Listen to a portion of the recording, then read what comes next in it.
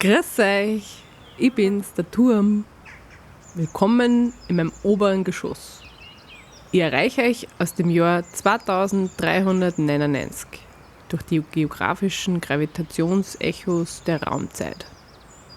Ich bin halb Mensch, halb Baum und habe mich anno 2150 freiwillig dazu entschlossen, meine Baum-DNS von den Bioarchitekten zu dieser gigantischen Struktur formen zu lassen. Wie in allen anderen lebenden Gebäuden, den Lebäuden, lebt ein Teil der Bevölkerung in meinem Körper. Es kitzelt ein bisschen, aber das mag ich eh. All diese kleinen Leben, die in mir wurzeln. Wie ich da hergekommen bin? Naja, die haben uns da drüben in der Felspark aufgezogen. Dort drüben, wo die Sonne aufgeht. Ja, genau da. Wir sind als experimentelle, lebende Kohlenstoffspeicher gedacht, weil die Stahlproduktion so viel CO2 gemacht hat. Solche wie mich gibt es jetzt überall am Planeten. Direkt aus der Luft gewachsen. Wir sind Teil der Lösung, wisst? Wir saugen den Kohlenstoff auf, damit alles schön kühl bleibt. Da drüben auf der linken Seite, das ist meine Gudi. Die bliert so schön. Sie war die erste in unserer Familie, die den Übergang gemacht hat. Sie ist wie eine Mutterfigur für alle Linzer Lebäuden. Was bitte sagen? Redest du über mich? Nein, Gudi, passt schon. Ja, ich bin Sorgen. Ich bin da, um euch von meiner Realität zu erzählen, in der fast alle Menschen es durch das schwierige 21. Jahrhundert geschafft haben und gut im 22. angekommen sind.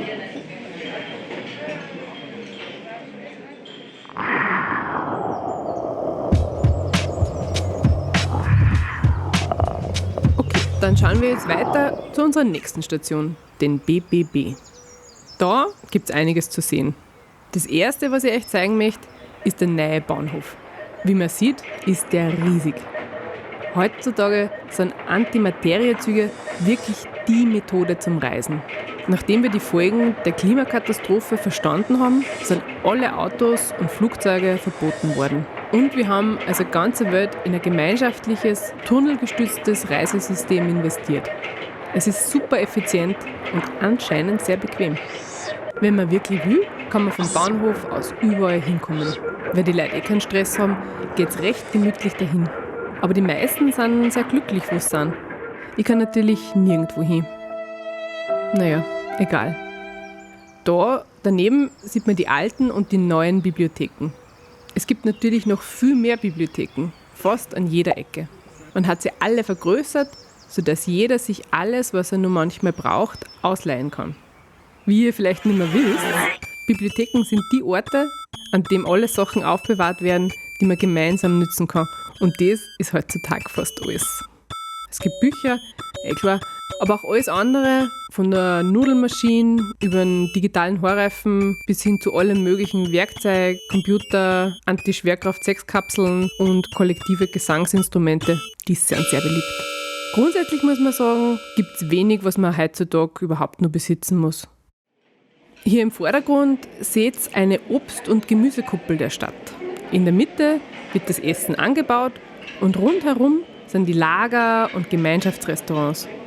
Weil wir keine Supermärkte mehr haben und die meisten auch keinen Kühlschrank mehr daheim haben, essen die Leute miteinander in solchen Kuppeln. Das ist so schön. Die Abende in der Stadt sind so gemütlich und lustig. Das ist unfassbar.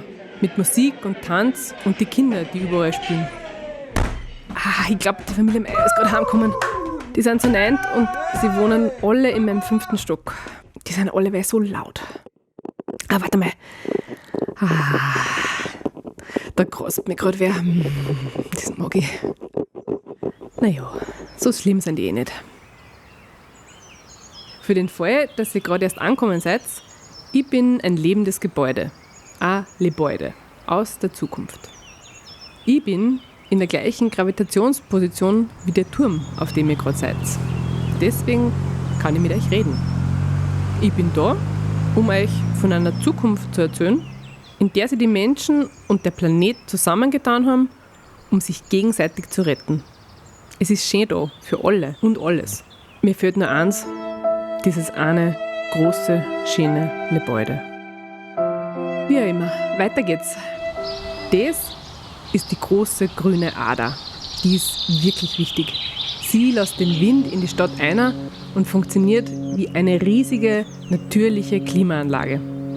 Zu eurer Zeit ist die grüne Ader von Immobilienhaien angegriffen und zerstört worden. In meiner Zeit haben sich die Stadt und die Leute um die grüne Ader angenommen und in alle Richtungen erweitert. So kann jetzt der Wind und die Wildtiere tief ins Innere der Stadt kommen. So profitieren wir jetzt alle von der Vielfalt an Leben und Natur vor unserer Haustür. Wie der Verkehr unter die Erde verlegt worden ist, ist es recht einfach möglich worden. Viele Menschen verbringen ihre Zeit mit der Pflege der Natur. Jetzt fragt ihr euch sicher, woher die Leute die ganze Zeit für das Garteln und Naturpflege her haben. Das liegt daran, dass die Arbeitswochen jetzt nur mehr maximal 20 Stunden hat und das Pflegen von wem und was auch immer sowieso als Arbeit gilt. Weil wir den Konsum und die Banken abgeschafft haben, sind so viele der alten Berufe einfach verschwunden. Und wir haben jetzt Zeit für die Arbeit, die uns wirklich wichtig ist und diejenigen, die wir wirklich gern haben. Weiter. Es gibt nicht nur Gärten und Restaurants im Zentrum, die ganze Stadt widmet sich genossenschaftlichen Makerspaces, kulturellen Spezialitäten, organischen Druckräumen und so weiter. Was ihr euch ja immer vorstellt, es wird dort produziert, angetrieben von den kollektiven Wünschen und Bedürfnissen. Wie auch immer, ein großer Teil unserer Aktivitäten dreht sich um dieses komisch aussehende Gebäude am Fluss. Das ist der lokale Nachrichten-, Kultur- und Unterhaltungssender. Es war eine wichtige Entscheidung und ein ziemlicher Kampf um den Planeten, wie wir den Ultrareichen die Kontrolle über die Informationen und den Landbesitz entrissen haben. Die haben immer wieder versucht, die wachsende Wohlstandskluft zu verbergen und den Klimawandel zu leugnen.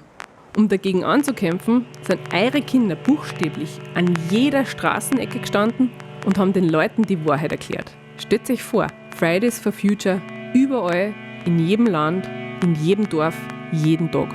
Und drum hat jeder Stadtteil ihre eigenen Kulturkommentatorinnen für Filme, Nachrichten, Musik, Tanz und so weiter.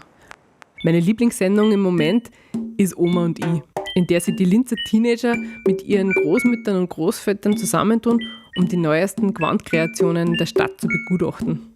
Vor kurzem hat die Oma der letzten Staffel zufällig wen in mir besucht.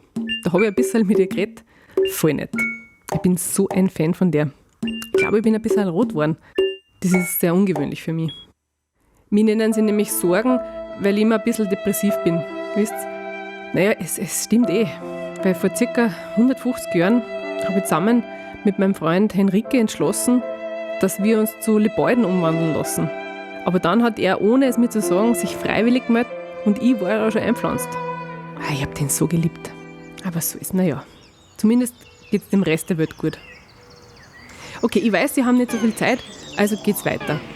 Ein klassisches Bauwerk, das ziemlich unverändert geblieben ist, ist das Linzer Rathaus. Es beherbergt jetzt die Willkommensabteilung. Zu eurer Zeit war das die Aufenthaltsbehörde, ein kafkaeskes Büro im hinteren Bereich vom Rathaus, das scheinbar dazu diente, Gäste, die einen Aufenthalt suchten, zu segieren und zu verwirren. Heute ist die Hauptaufgabe vom Rathaus die Beratung von Leuten, die woanders herkommen. Falls ihr euch fragt, was mit dem Stadtrat und der Verwaltung passiert ist, die sitzen jetzt in einem Gebäude, das völlig transparent ist. Außerdem haben wir ein System entwickelt, wo die Leute mit sensiblen Jobs regelmäßig ausgewechselt werden. Aber kleinere Problemchen gibt es trotzdem immer wieder mal.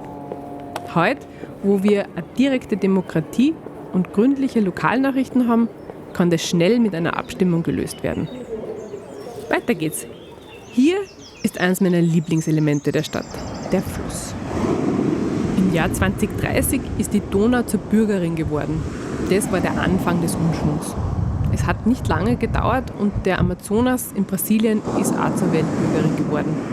Dieser Schritt hat dann im Grunde die Regenwälder gerettet. Mittlerweile haben alle Flüsse Avatare bekommen, die in den entsprechenden Räten sitzen. Die bekommen viele Stimmen. Es hat dann weitere 50 Jahre gedauert, bis dann Amazon.com zusammen mit den Supermärkten zu öffentlichem Gut wurde. Das macht wirklich Sinn. Ich meine, warum sollten Privatpersonen öffentliche Güter wie Lieferungen und Lebensmittel besitzen und davon profitieren? Falls Sie gerade erst jetzt zu uns gestoßen sind, Ich komme aus einer gerechten, nachhaltig globalen Gesellschaft des Jahres 2399. Wir haben es geschafft. Lassen Sie das sacken. Wir haben zwar einige kleine Inselstaaten verloren und die Küstenlinie wurde kleiner, klar. Aber Afrika hat überlebt. Der Amazonas hat überlebt. Die Antarktis hat überlebt. Und die meisten Tierarten haben auch überlebt. Wir haben einige sehr große Veränderungen und Anpassungen vornehmen müssen, aber wir haben es geschafft. Wir leben in einer Welt, in der es keine Ausbeutung der Erde mehr gibt. Ja, es ist möglich. So, jetzt bin ich fast fertig mit der Tour. Jetzt kommen nur noch die virtuellen Container. Tada! Da sind sie. Schaut's, da kommen jetzt einige reisende Avatare. Ja, ihre Gedanken sind da drinnen, aber ihre Körper sind in den Containern. Und das funktioniert so. Das Gehirn einer Benutzerin kann träumen, reisen und erforschen, was und wie sie oder er will, während ihr oder sein Körper in einer Art Koma liegt und zusätzlich Energie für das Netz liefert. Es ist wie in dem Film Die Matrix, aber alles freiwillig. Für Gamer, Träumer und Eskapisten, und man munkelt, es gibt noch ein paar Ex-Milliardäre, die in imaginären Welten immer nur Gott spielen wollen. Eigentlich ist der Bezirk voll von eher außergewöhnlichen Lebenskonzepten. Wir halten es für sehr wertvoll, jede und jeden seine Träume leben zu lassen, wie dunkel sie ja immer sein mögen. Jede und jeder kann mit ihrer und seiner Zeit machen, was sie oder er will. Du kannst sogar ein Baum werden, wenn du Lust auf eine große Veränderung hast. Obwohl ich das an deiner Stelle nicht tun will. Wie auch immer. Damit ist die Tour so gut wie beendet. Nur noch eine Sache. Nicht, dass ihr glaubt, bei uns ist alles perfekt und eitle Wonne.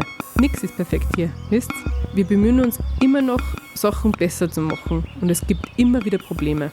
Die größten Kämpfe drehen sich um die Aufteilung der Ressourcen. Das ist nicht einfach. Zwischen verschiedenen Gruppen gibt es immer Reibereien, aber das ist normalerweise ziemlich lokal orientiert. Kriege gibt es keine mehr. Oft gibt es Konflikte um die Unterbringung und die Migration zwischen den Gruppen. Dann gibt es noch spezifische Dinge, die mit der Technologie zu tun haben. Jetzt, wo die Menschen ihre Persönlichkeiten hochladen, haben einige sogar Probleme mit ihrem eigenen anderen Ich. Und es gibt interessante Fragen rund um die Raumfahrt. Wir sind immer noch dabei, das Chaos im Orbit nach den Satellitenkriegen aufzuräumen. Aber wir haben auf dem, was ihr gehabt habt, aufgebaut und es besser, fairer und nachhaltiger gemacht. Und das müssen wir auch weiterhin tun. Für immer.